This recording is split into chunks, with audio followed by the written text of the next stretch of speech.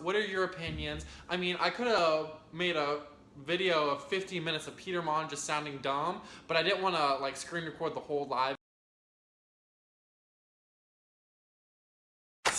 Balls under boob and butt, boob and butt. Balls under boob and butt, boob and butt. Chest and thighs and feet and back. All day odor protection for under $10. Oh, gather round, let me spill some tea about a man who claims some therapy. Said he's license-wise a guiding hand, but the truth got called out across the land. He's not your therapist, no, no, no. Got caught in the act, now everybody knows. From Fairbanks halls to YouTube shows, he's just another fraud in borrowed clothes. He wagged his finger, I understand, but couldn't keep his own life plan. Preaching calm while stirring strife. Guess Dr. Peter was a borrowed life. Scooby-Doo, you got fired, laughing out loud, your gig expired. Fairbanks said, boy, pack your things.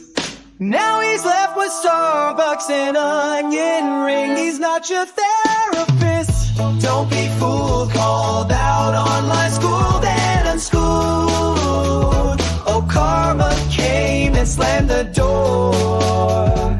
Counselor Peter ain't a counselor no more. He wrote his titles, puffed his name, but lying's the center of his game. Tweets exposed, the past all burned, and Trumby turned to lesson learned. He's not your therapist, he's a flop, got caught red-handed, now it's a drop. No more Fairbanks paycheck stream, just a fade has been chasing a dream.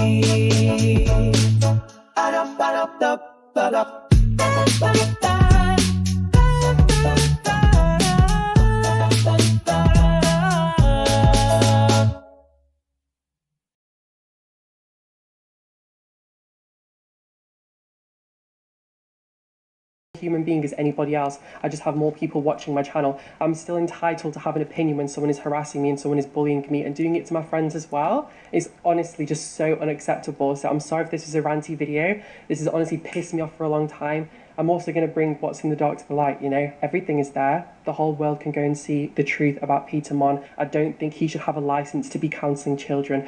Whoever gave him that license should take it straight back, because if you are running a porn blog with children, surely that's enough to say, okay, maybe you shouldn't be a counsellor. Maybe you shouldn't be working with children. Do you see what I mean? You can send your following of evil, malicious, nasty people to come and harass me like you did the last time. I'm not going to send anyone to come and harass you. I've just wanted to talk about this for such a long time, and I have my receipts together, and I'd rather just put it out now. Let's get into these Reddit comments, shall we? OMG, people wake up and smell the BS. Peter didn't attend graduate school. He does not have a master's. Damn, the fact that people still buy this huge lie is beyond me. Let's get into these Reddit snark comments, shall we? No, watching older vlogs isn't for anyone, but man, do you learn some things. I thought I knew everything that was in the vlogs BC I've watched from day one, but something I just learned shocked me. Did you guys know he had a career in couples counseling? His words exactly was, I was doing couples counseling. Funny how you never hear him mention that nowadays. He's in couples counseling, but he never says, you know, I love our counselor and I know from doing couples counseling it's not easy. Or whatever, just anything. The dude circles everything back to himself, but he's in couples counseling and never mentioned he was a couples counselor. I think after Paige made her video calling out his credentials, he's been very tight-lipped about a counseling career. Was Paige right? She said he never had the proper certification to be doing counseling. Etta claims to have a master's in social work. He said his degree can be verified. I don't know if anyone ever looked into his degree. If he has an advanced degree, then he probably paid someone to write papers and do the work for him because he doesn't know jack shit about the treatment of mental health disorders, psychoanalytic counseling theory. I bet Peter said he was a couples counselor, along with his other bogus counseling claims. There are several. He knows damn well he couldn't practice any form of counseling. He certainly wouldn't be covered by insurance. You need a license to practice counseling just like you need a license to practice nursing and a license to practice medicine. You also need malpractice insurance. I don't know what he was doing in that little office, but it wasn't couples counseling. And speaking of, as I often say, it's abnormal to be in ongoing individual therapy with your marriage counselor. That doesn't happen. Ongoing individual sessions with a marriage counselor can lead to countertransference issues, blurred boundaries, and an imbalance of power in the relationship between the couple and their therapist. Peter would know that if he attended graduate school. So much is abnormal about what Peter says. I could write a book. And I often do here. LOL, smiling face with open mouth and tightly closed eyes. Peter might have gotten some shady online certification or degree. If he went to an actual accredited graduate school, then they must have given him a lobotomy because he talks about mental illness and treatment like he's lost his mind. I can believe Peter was acting as a counselor or life coach or whatever, but he had no business doing that. Peter doesn't have a psychotherapeutic bone in his body. How many couples would feel comfortable with their partner seeing their marriage counselor, independently and indefinitely, without them?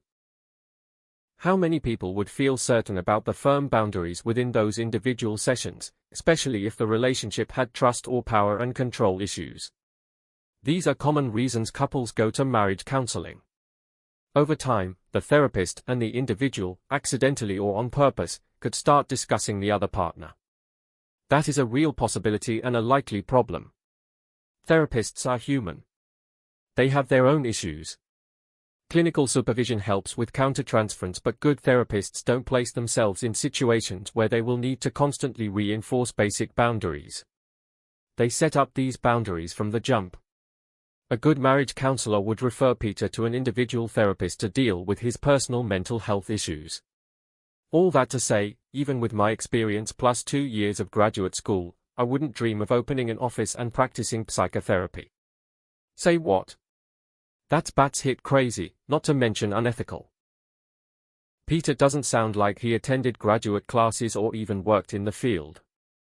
You can't practice psychotherapy, diagnose patients and bill insurance companies without having a license and or working under a licensed therapist. I have never seen it happen. I worked in the field for close to 30 years. Peter is nuts. Peter has stated, more than once, he never had a license to practice. He never pursued licensure. Psychotherapy was off the table. He shouldn't have been doing it. He has said he used to be a life coach also. As if. Peter got caught and fired. End of story. Fairbanks was notified for off the disgusting tweets and him putting his clients on blast. No professional therapist would dream of doing it. He has about 10 boring as hell YouTube channels that he can't even manage to get right. Sorry Snarkers, but some of you really need to grow up. This has been discussed for years, and I'm even doing a recap today because this honestly pisses me off so much. Guys, as always, leave your comments down below.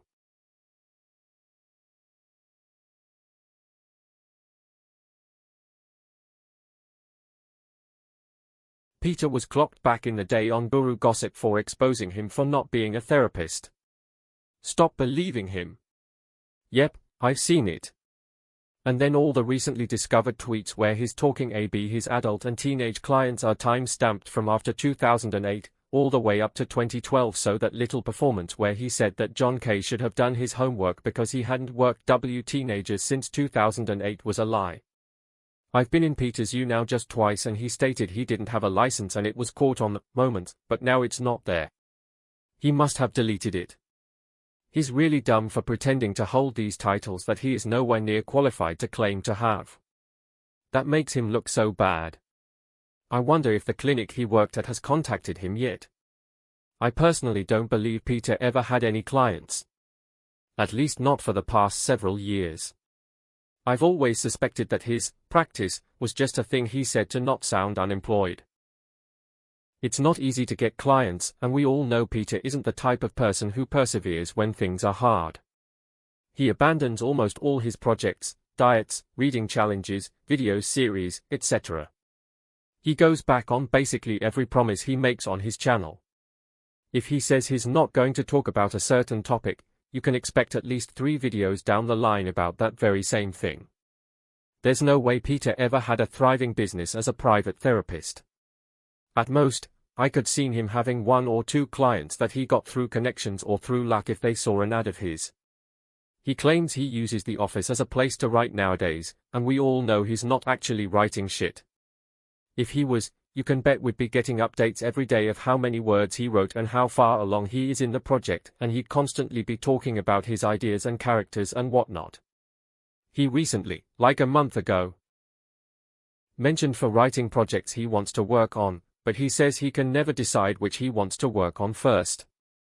I don't know if he's using his YouTube money to pay for the space now, but I get the feeling his dad probably took care of any rent that had to be paid.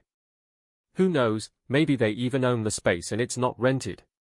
This particular lie is either Peter making himself sound more qualified than he is to clients, lying about having clients to his YouTube audience so that he wouldn't seem like a lazy waste of space who does nothing all day.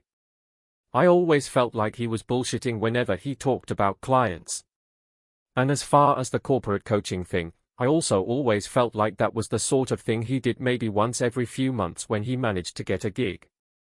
Swash, I strongly believe he was recruiting patients himself at Fairbanks for his private practice before he was fired, quit and went into private practice. He had access to these vulnerable kids and their desperate parents to get them well. I'm sure those clients followed him to his office. And no, that wouldn't have been allowed, legal, or ethical whatsoever, if Fairbanks knew about it. Because, otherwise, how would he have had all these sudden clients? Come on, Peter. Yep, Peter definitely knows all about licensing. He admitted it when he was called out on You Now.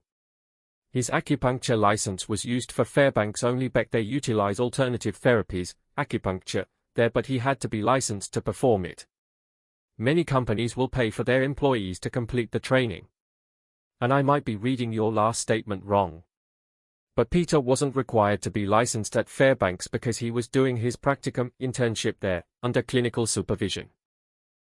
Supervisors take legal responsibility over the students they supervise over in case they get their asses sued for malpractice, which I'm surprised didn't happen with Peter under their watch. Also, he had a lot of positions there which didn't require an MSW in the beginning.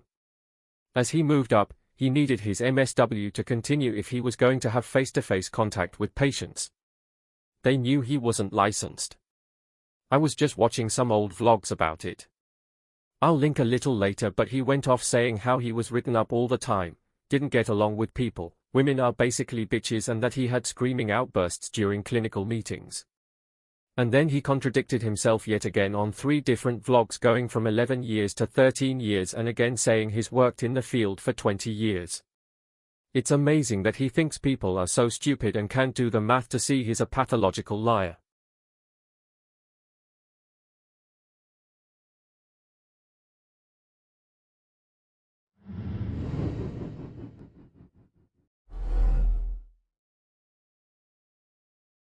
Now that you two are settled in, I've got to run. I'm late for my dysfunctional family seminar. I only have a few minutes. I start my Healing with Humor support group tonight, and I still have to pick up my big shoes. I'm wearing oversized polka dot boxers and quick release suspenders. I'm conducting a seminar in multiple personality disorders, and it takes me forever to fill out the name tags. Well, I couldn't. I had my fear of abandonment workshop today, and I've already been a no-show twice. Yes, well, this has been delightful, but I really must run. I'm due at my sexual addiction group, and I don't like to leave them alone for too long. I filled in for you when you were too sick to meet with your fear of intimacy group. I wasn't sick, they were just getting too close. Oh, look at the time. I have a session with my multiple personality. Not to worry, if I'm late, he can just talk amongst himself. Yes, and I'd love to stay, but I have my therapy group meeting, and last time I was late, the compulsive gamblers were betting the passive-aggressives that they couldn't make the overeaters cry.